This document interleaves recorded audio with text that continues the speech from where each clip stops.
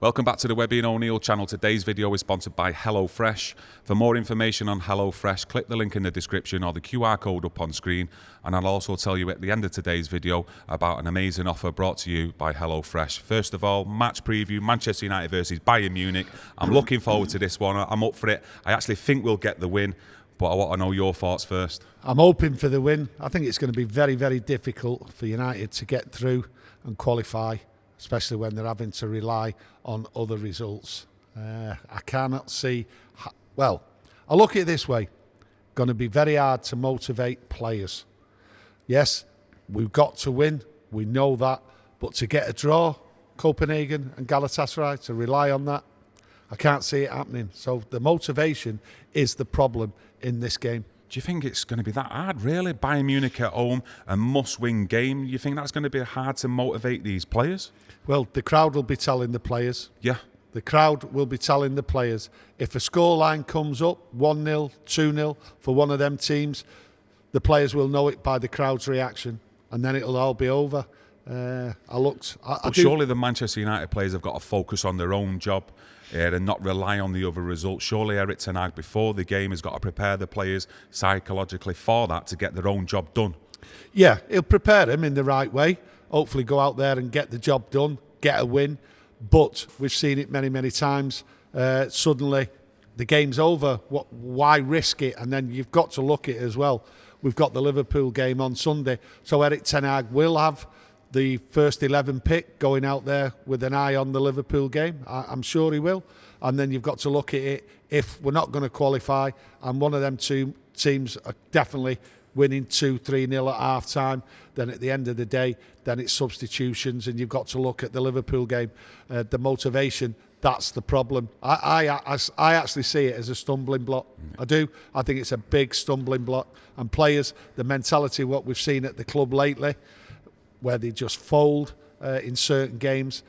This is going to be really tough from a mental point of view. Yeah, so you think if news does filter down, especially at half-time or maybe through the second half, where Galatasaray or Copenhagen are winning by a decent margin of 2 or 3-0, that could then impact the performance on the players, where they start like not listening to the instructions as much and they start kind of doing their own thing? Well, players will avoid injury. They won't be going in for tackles.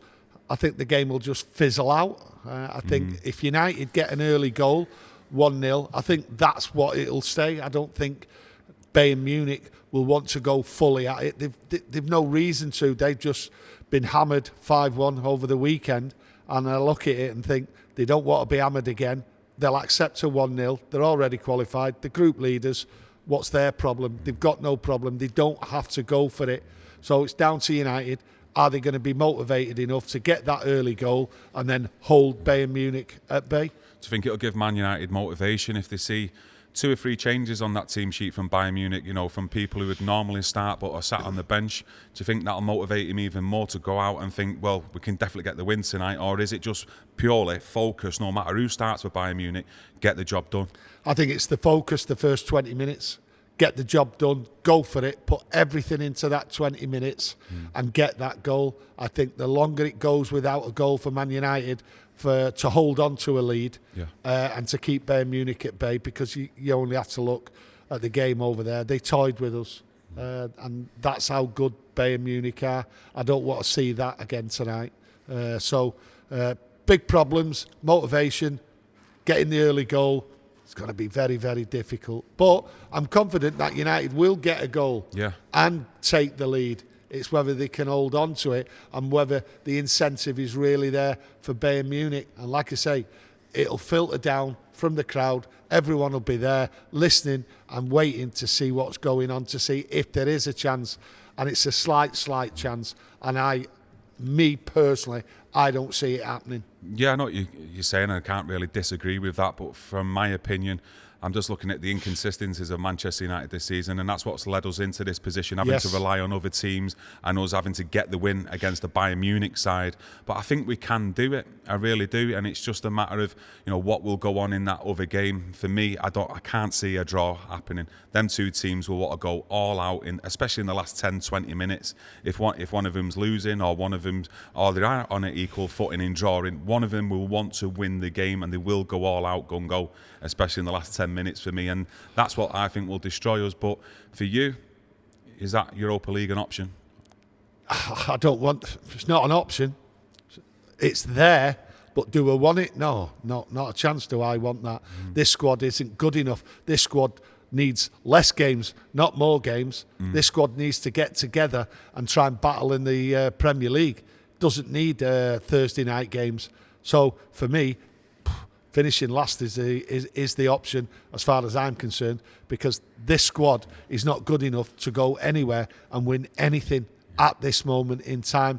And having Europa League, no, for me, out. Let's get out of it. If that's a possibility, then let's have it. Europa League, can't see it. I've said many times that I don't get the Europa League, especially when you've been in the Champions League up to now, and then you're kind of being rewarded for failure, being then put into another lesser cup competition. I just can't get motivated enough to, especially in the earlier rounds, to then think, well, yeah, let's back the team. I really want to win this cup competition. You don't really start getting that feeling myself until even the semi-final stage of let's go and win this competition now, because there is some strong teams in there, but it's just how motivated the players are psychologically as well of getting knocked out of the Champions League. But for me, they've got to start strong. They've got to get something out of this game confidence-wise heading into that Liverpool game Sunday. So I hope he starts strong, and I hope he starts with a strong back four as well. But does Raphael Varane come in for this one for you, especially with you saying in the past Luke Shaw needs to play left back? Raphael Varane come into this. I think him and Erik ten Hag have had a massive fallout.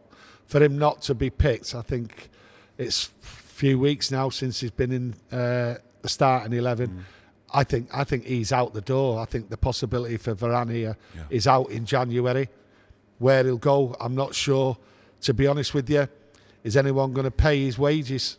That's the thing. So does he look as though he could be going to Saudi? Because that's the only ones really, I think, with a player who's got an injury record like he has, would actually take the chance on him. I don't think anyone would purchase Raphael Varane for a lot of money and then pay them wages when you're only getting 50% of the games available out of Raphael Varane. To me, if he does go, he'll go to Saudi.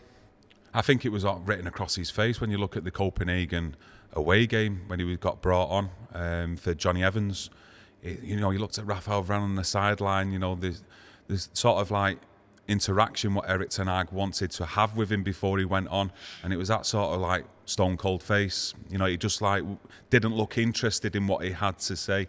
And for me, since then, you could sort of tell, from my point of view anyway, that there was problems there in the background, and I don't really see that ever being resolved, to be quite honest with you. And I think you're right, at some point, if there is teams there looking at Raphael Varane, I think the January transfer window, we could see him leave. But, you're looking then at the centre-half position. Maguire, is he going to play Luke Shaw? Lindelof was seen training yesterday, so he could come back in, but what's your overall preference? I think Lindelof will come in. Luke Shaw has to go to left back. I don't think Reguilon is good enough. I don't think he's got the game management. So Luke Shaw has to get in there, and he has to have that partnership with Garnacho. That's how I see it. Is this a game where you don't see Rashford starting on the bench again? He'll be on the bench. That's where he should be, on the bench. I think it'll be Garnacho out there. I'm not sure whether he'll actually change Anthony, to be honest.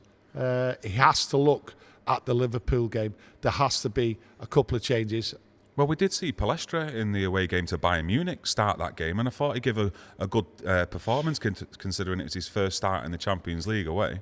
I think what he's done with Palestra is what he's done with Garnacho. Just introduces him a bit at a time, few games here, 20 minutes here, things like that, looking for the future with him. But he might have to use Palestra a lot quicker than he thinks, that with the way the results are going in the performances. Yeah, I'd like to see Wan-Bissaka paired up though with Palestra if he was to start. But you always think to yourself, it could be the right time for Palestra to come in. But the back of your head tells you that Anthony will more than likely start this game for me. But Andre Onana as well, he's been getting criticism again in recent weeks with some of the goals we've been conceding. It was a howler that he made over in Bayern Munich. So I expect a big performance from him, because our goal will come under pressure. Listen, we will be under pressure from the minute go. And not just him, the back four as well, midfield and forwards who have to defend as well. He has to change this team up. You know, we can like talk about who's going to go in the back four, the midfield, who's going to go up front. He has to change it up for the mentality point of view. It has to be fresh. And I look at this. This is a proper chance to change the mentality up going forward into Christmas and into the new year, and especially the Liverpool game. He should put Kobe Mainoo and Hannibal in that team.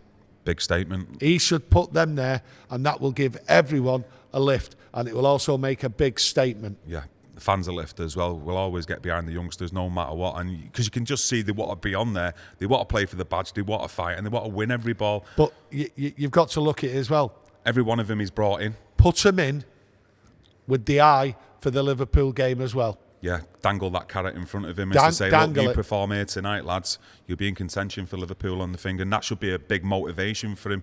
But yeah, I'm really looking forward to this one. You know, call me mad, call me mental, but you know, once that Champions League music gets going on, I think every fan inside that ground, and I'm sure a lot of you at home as well, you will be looking forward to it. I know I will, and I just hope I've got a smile on my face at the end of the game. But let us know your thoughts and opinions on the video, also your own opinions on the match as well, as ever.